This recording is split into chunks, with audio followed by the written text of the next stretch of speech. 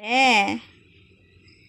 அம்மா பாரு, கேமரா பார்க்காதடா திருட்டு போயில.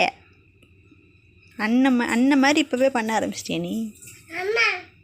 பாருப்பா அண்ணன் மாதிரி பண்ணுறான். ஆதி ஆதி என்ன பாரு, என்னம்மா எதுக்கு சத்தம் போட்ட?